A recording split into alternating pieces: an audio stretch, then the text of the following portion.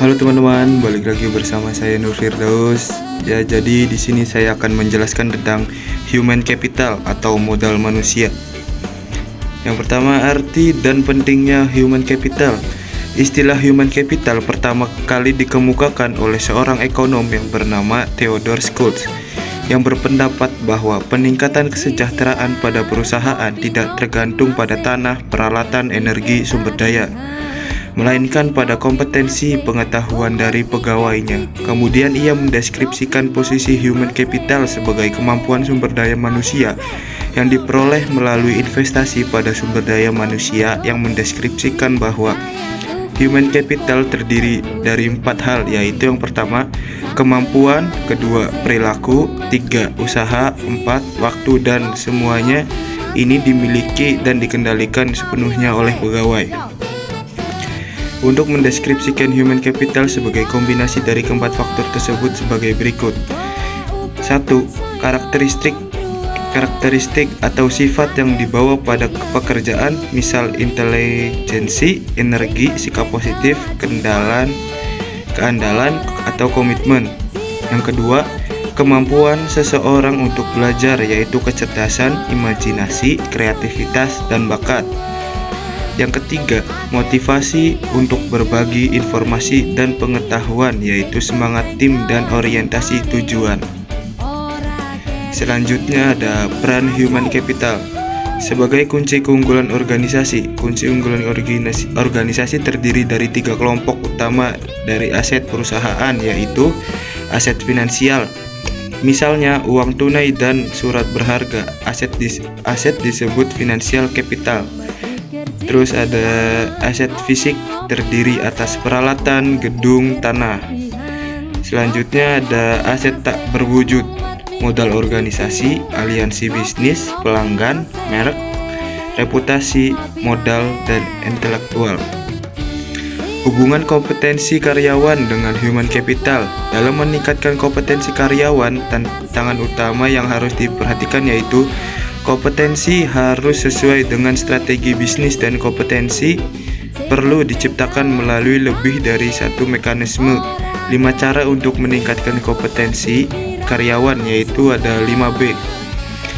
Yang pertama ada buy atau membeli, mengganti SDM yang lama dengan yang baru dan memiliki kualitas yang lebih baik. Terus ada build atau membangun, investasi dilakukan terhadap SDM untuk meningkatkan kualitas menjadi lebih baik. Selanjutnya ada borrow atau meminjam, penggunaan konsultan atau partner efektif memungkinkan bagi pengetahuan dan desain kerja baru. Selanjutnya ada bounce atau melambung, perusahaan harus mengeluarkan karyawan yang bekerja di bawah standar. Dan yang terakhir ada bind atau mengikat. Mengikat karyawan jangan keluar merupakan tindakan kritis pada semua tingkatan. Selanjutnya ada transformasi peran divisi SDM. Model konseptual yang dikemukakan oleh Ulrich menggambarkan bahwa transformasi divisi peran SDM yang didasarkan pada 2 dimensi utama, yaitu dimensi operasional dan dimensi strategi. Dari kedua dimensi ini memunculkan peran SDM, yaitu strategi partner, administratif expert, employee champion, dan charge agent. Strategi partner, yaitu departemen SDM harus mampu menjadi partner bagi manajer lini dan manajer lainnya dalam mengeksekusi strategi dan membantu merealisasikan perencanaan. Administrative expert, membantu tercapainya efisiensi administratif dan memastikan bahwa kos dapat dikurangi dan kualitas tetap terjaga secara kontinu. Employee champion, departemen SDM harus dapat menunjukkan komitmennya terhadap manajemen dan pada waktu yang sama berusaha meningkatkan kontribusi karyawan lebih besar. Change agent, departemen SDM harus dapat menjadi agen perubahan yang kontinu, membantu proses-proses dan kultur secara bersama, meningkatkan kapasitas organisasi untuk lebih baik.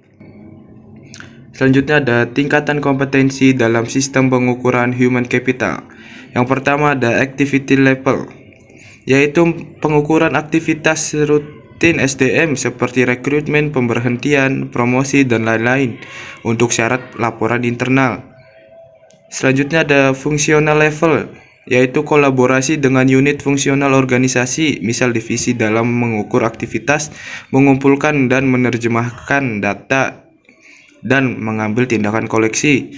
Selanjutnya ada strategi level, yaitu tingkatan analisis tertinggi sehingga dapat memberikan gambaran perusahaan secara penuh, memberikan pemahaman hubungan antar SDM, strategi, dan kinerja.